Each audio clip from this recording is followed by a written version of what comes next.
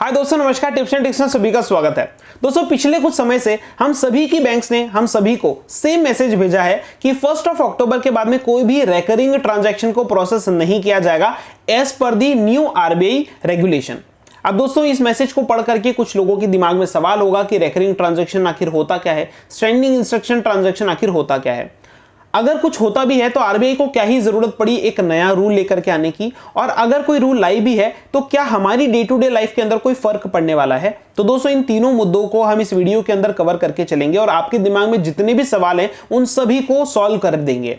सबसे पहला सवाल ये होता क्या है। तो दोस्तों, काफी सारी सर्विसेज हम डे टू डे लाइफ में ऐसी अवेल करते हैं जिसको हम अनइंटरप्टेड रूप से चाहते हैं। फॉर एग्जाम्पल, मेरे लिए वो अमेजॉन सब्सक्रिप्शन है। Amazon प्राइम का मैंने सब्सक्रिप्शन 999 रुपीज देकर के लिया और मैंने उसको इंस्ट्रक्शन दे दिया कि अब से ये सब्सक्रिप्शन तू हर साल मेरे अकाउंट में ऑटो रिन्यू कर देना और जो भी पेमेंट लगेगा मेरे डेबिट या क्रेडिट कार्ड से ऑटोमेटिकली लेते चले जाना। अब ऐसे केस में अब Amazon पर मुझे हर साल जाकर के पेमेंट करने की जरूरत नहीं है और Amazon मेरे डेबिट या क्रेडिट कार्ड पर डायरेक्टली डेबिट कर देगा। मुझे बैंक भी कोई नोटिफिकेशन कुछ नहीं भेजेगी। जब ट्रांजैक्शन हो जाएगा या जब मैं स्टेटमेंट चेक करूंगा तब जाकर के मुझे पता चलेगा कि अच्छा, अभी मेरी कोई सब्सक्रिप्शन रिन्यू हुई है। काफी सारे लोग इसका इस्तेमाल इसलिए करते हैं क्योंकि वो अपनी डे टू डे लाइफ के अंदर बाकी जगह पर बिजी होते हैं, तो वो नहीं चाहते इन सब छोटी छोटी चीजों के लिए वो बार बार टाइम स्पेंड करें। अब सवाल ये आता है कि अगर ये सब कुछ इतना स्मूथ चल रहा था तो आरबीआई को क्या ही जरूरत पड़ी कोई नया रूल लेकर के आने की।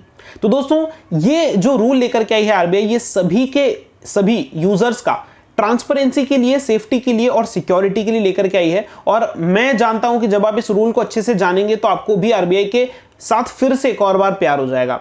दोस्तों, अभी तक क्या हो रहा था कि जब भी किसी अकाउंट में या डेबिट या क्रेडिट कार्ड के अंदर कोई भी स्टैंडिंग इंस्ट्रक्शन होता था तो जो यूजर होता है, जो अकाउंट होल्डर होता है, वो जब अपना स्टेटमेंट चेक करता है तो उसको पता चलता है अरे ये तो चार्ज लग गया। अब वो चार्ज को जो लगा है उसको रिवर्स करवाने के लिए बैंक के पास में पहुंचता है और वो कहता है कि मेरे अकाउंट में ये चार्ज लग गया है, इस सर्विस का तो मैं इस्तेमाल बहुत पहले कर रहा था, कब से मैं करना बंद कर चुका हूं। तो बैंक कहती है कि जहां से तुमने सब्सक्रिप्शन लिया था, जहां पे तुमने ये स्टैंडिंग इंस्ट्रक्शन दिया था, वहां जाके बात करो। मैं उस अकाउंट का आईडी, पासवर्ड सब ढूंढ रहा हूं और उसमें जाकर के मैं ऑप्शन ढूंढ रहा हूं कि किसी तरह से मैं इसको कैंसिल कर सकूं।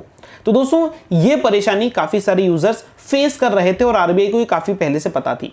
इसी के साथ में अगर मैंने अपना डेबिट या क्रेडिट कार्ड किसी को एक ट्रांजैक्शन के लिए दिया है और अगर उसने वो ट्रांजैक्शन करते वक्त उस अकाउंट में या उस कार्ड में स्टैंडिंग इंस्ट्रक्शन सेट कर दिया, तो ऐसे केस में आज मैंने उसको अपने 1000 रुपए के ट्रांजैक्शन के लिए डेबिट कार्ड दिया था, उसने गूगल पे करके वो ट्रांजैक्शन भी सेट ऑफ कर दिया, बट आने वाले हर साल में वो ट्रांजैक्शन मेरे डेबिट क्रेडिट कार्ड में लगेगा और मेरे पास में उसको कैंसिल कराने का कोई तरीका नहीं है, क्योंकि बैंक तो सपोर्ट करेगा नहीं, क्योंकि उसके पास में ना तो इंफॉर्मेशन है ना पावर है और वो जो अकाउंट है वो मेरा है ही नहीं, तो मुझे पता ही नहीं कौन से नेटफ्लिक्स या अमेजॉन से मेरा पेमेंट कट रहा है। ठीक है, और उस दोस्त ने भी आई डोंट नो उसने इंटेंशनली ये काम किया था कि अनइंटेंशनली। तो ऐसे केस में काफी सारे लोग जो इलिटरेट हैं या लिटरेट तो हैं बट अपना अकाउंट स्टेटमेंट चेक नहीं करते, उनके साथ में ये गड़बड़ हो रही थी और इस वजह से आरबीआई एक बहुत प्यारा रेगुलेशन लेकर के आई है। आरबीआई बोलता है इस रेगुलेशन में कि बैंक्स तुम इधर आओ, मर्चेंट्स तुमको अगर स्टैंडिंग इंस्ट्रक्शन बिठाना है तो तुम भी इधर आओ, और जितने भी नेटवर्क्स हैं जो कि पेमेंट आपका इधर से उधर पहुंचाने का काम करते हैं, for example bill desk, PayU,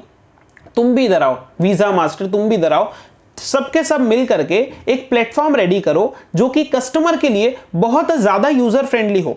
इसका मतलब एक यूजर यानी कि मैं अपने किसी भी क्रेडिट कार्ड पर कितने स्टैंडिंग इंस्ट्रक्शन लाइव हैं वो एक समय पर देख सकूं, साथ ही साथ उस ट्रांसपेरेंसी के साथ में मैं उसको ऐड, डिलीट, मॉडिफाई भी कर सकूं और मुझे उसमें कोई आफत ना हो। और इसको करते ही मेरे वो जो सारी परेशानियां थी कि कोई मेरा अकाउंट में स्टैंडिंग इंस्ट्रक्शन सेट कर देगा, मुझे पता नहीं चलेगा, वो सब गायब हो गई।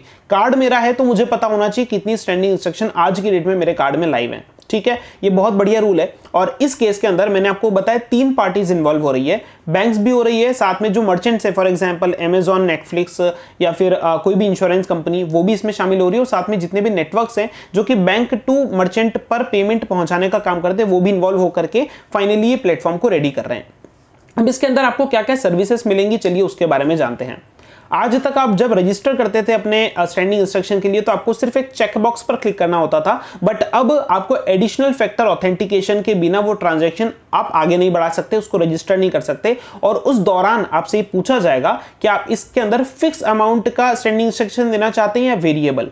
अगर आप फिक्स का रखते हैं तो उसके अमाउंट से ना ऊपर ना नीचे आपका बैंक में डिडक्ट नहीं होगा, और वेरिएबल के केस में आपके पास में मैक्सिमम अमाउंट सेट करने का ऑप्शन होगा।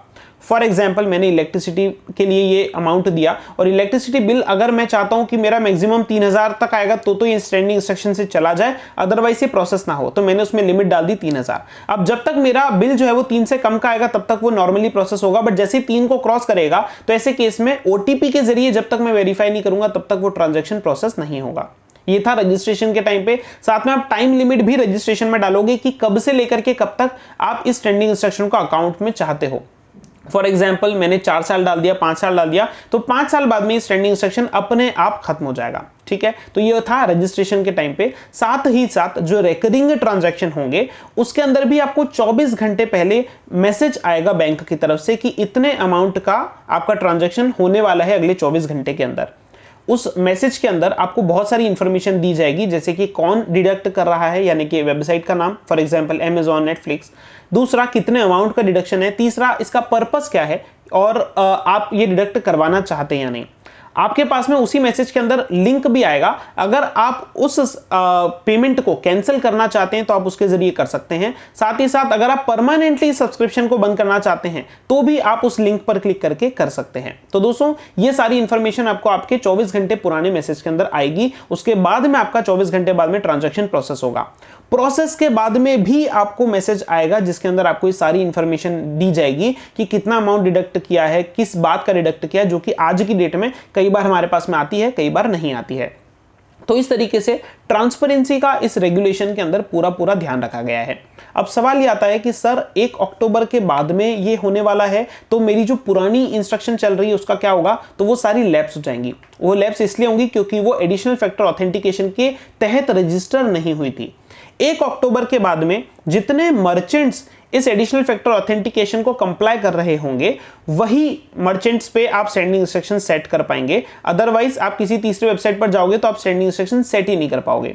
साथ में वही बैंक्स के अंदर आप सेट कर पाओगे जिन्होंने इस रूल को लागू किया है अपनी बैंक के अंदर और जिन्होंने एडिशनल फैक्टर ऑथेंटिकेशन को कंप्लाई कर रहे हैं। ठीक है, तो ये वाली इंफॉर्मेशन आपके लिए शायद बहुत इंपॉर्टेंट है। इसी के साथ में 1 अक्टूबर के बाद में आपको अपने सभी रजिस्ट्रेशन ऑब्वियसली फिर से करना पड़ेंगे ताकि आप उसके अंदर अपनी बराबर से स्टैंडिंग इंस्ट्रक्शन सारी चीजें डाल सकें।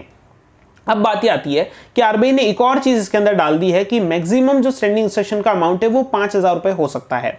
यानी कि अगर आप कोई अमाउंट यहां पर डालते नहीं है लिमिट के अंदर, तो ऐसे केस के अंदर मैक्सिमम 5000 रुपए का आपका जो अमाउंट है वो आप स्टैंडिंग इंस्ट्रक्शन में डाल सकते हैं। उससे अमाउंट जैसे ही क्रॉस होगा आपके ऑथेंटिकेशन के बिना आपके बैंक से पैसा नहीं डिडक्ट होगा।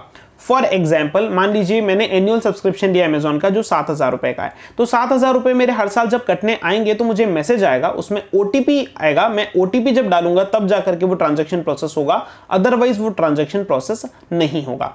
अब सवाल ये आता है कि सर जो लोन का रीपेमेंट या क्रेडिट कार्ड का रीपेमेंट है मेरे बैंक अकाउंट से डायरेक्टली कटता है, क्या वो भी बंद हो जाएगा। तो दोस्तों यहां पर आप समझ लीजिए कि ये जो रीपेमेंट्स है ये आपका ईसीएस है जो आपके बैंक में डायरेक्टली लगा हुआ है और इस वजह से ये प्रभावित नहीं होने वाले हैं।